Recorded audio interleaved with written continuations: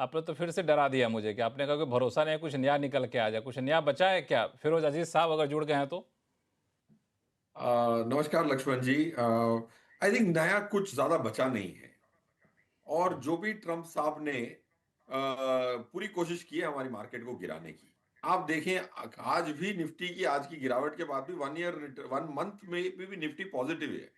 अब ये देखते हैं हम कहां से गिरावट देख रहे हैं। अगर कल तक की जो भी रिटर्न आई थी वो हम अपनी जेब में मानते हैं तो जाहिर सी बात है आज की 1% की निफ्टी गिरावट आपको हर्ट करेगी।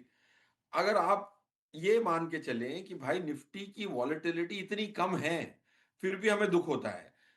24,300 से 25,300 के इर्द गिर्द जो 4% होता है, 4% में ही घूमा है पूरा 1.5 2 3 महीना। So all I am saying is it's also about our expectation. हम चाहते हैं कि भाई कल तक के जो पैसे जेब में आए वो तो मेरे हैं, कल खर्च करने जा रहा हूं, तो जरूर मायूसी है।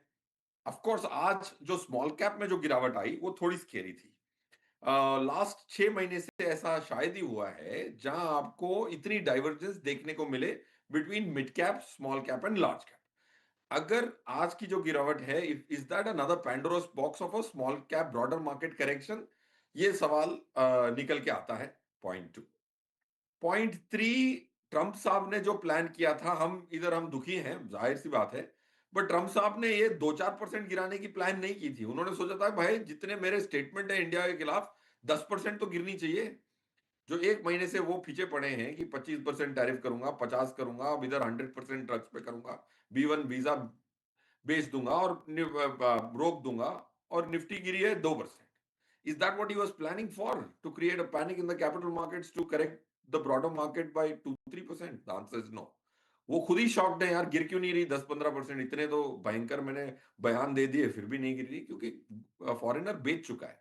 आप रिलायंस की, Reliance is the one of the largest stocks, उसकी आपको ब्लूमबर्ग पे पूरे ओनरशिप मिल जाएगी।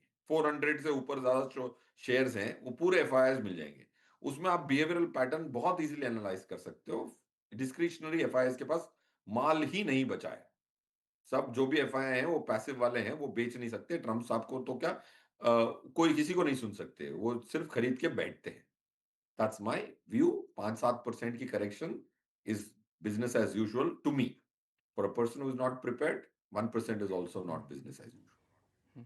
नहीं, यहाँ पे फिरोज अजीज साहब एक चीज़ मैं आपसे पूछना चाहूँगा, क्योंकि आपने कहा कि अब एफआईआईज को जितना बेचना था बेच के निकल चुका, अब उससे ज़्यादा बेचने की गुंजाइश बचती भी नहीं है। तो गिरावट के पीछे एक बड़ी वजह तो एफआईआईज ही माने जा रहे थे। तो अब वो जो बड़ा गिरावट का दौर था, खत्म माना जाए? ये लक्ष्मण सर देखो, मैं बड़ी गिरावट एफआईआई की वजह से आने की संभावना कम है ये कह रहा हूं। ऑफ कोर्स वो इतने बड़े पूल से क्या वो 2 बिलियन और बेच सकते हैं? अगर उनके पास 1 ट्रिलियन का माल हो, वो एडजस्ट करने जाएंगे इंडिया और चाइना के बीच में, तो काफी आउटफ्लो दिखेगा। It's about the quantum. Quantums काफी हैं। FY 21 जब कोविड का साल, भारी भरकम साल खत्म हुआ था, उसके बाद जो भी एफआईआई लाए हैं निकाले हैं, जीरो ही है उनकी इनफ्लो आज। आउटफ्लो हो चुकी है। पहले 1 2 साल लाए थे, फिर 2 साल निकाले। So to answer your question, yes, FII में अगर 5,000 करोड़ एक दिन निकल गया, उसमें मैं बिल्कुल आश्चर्यचकित नहीं हूं। बट मार्केट फॉलिंग 10% 5% 20%, वो एफआई की वजह से नहीं हो सकता। एक चीज़ आपने अपने जवाब में कहा, उस पे मैं जरा अभिषेक अग्रवाल साहब आपकी राय मानूं कि गिरावट मिड कैप में जो गिरावट आई वो थोड़ी सी जो है लोगों को अपनी तरफ खींच रहा है, कि ये क्या था मामला? ये देखिए, स्वाभाविक है कि अगर हम इंडिया के लार्जर पार्ट ऑफ इकोनॉमी को देखें तो ये मिड एंड स्मॉल वाली कंपनीज है जो ज़्यादातर चलती हैं। अब अनाउंसमेंट जो आ रही है लार्जली वो पॉकेट्स के अंदर में कुछ कुछ बड़ी कंपनी उसको डेफिनेटली अफेक्ट करते हैं। बट सबसे ज़्यादा मार कहाँ पड़ेगी अगर हम देखेंगे तो वो 100% mid and small cap companies ही हैं जहाँ पे इम्पैक्ट आएगा।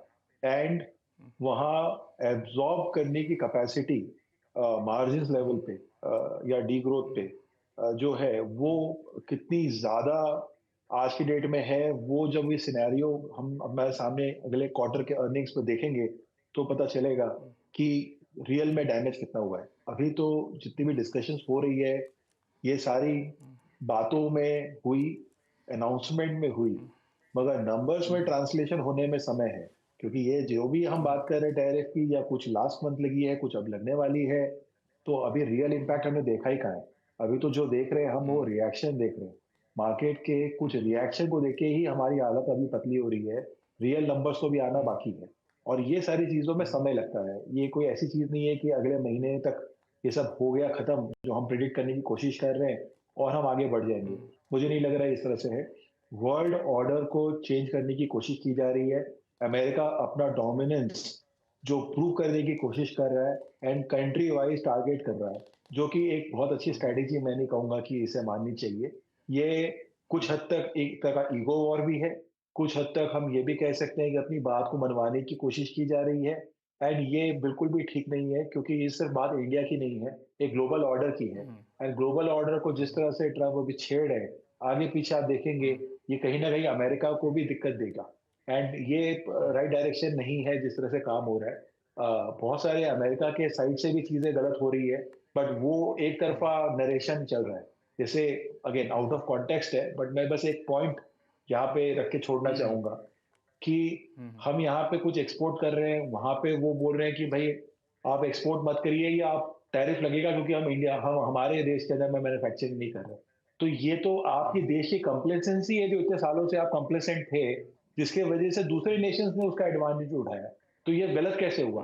आप आज आपकी प्रायोरिटी बदल गई है, तो आप रातों रात इस पूरे सिस्टम को बदलना चाहते हैं, ये कहीं नहीं हो सकता है। So that is a fundamental हालांकि प्रॉब्लम।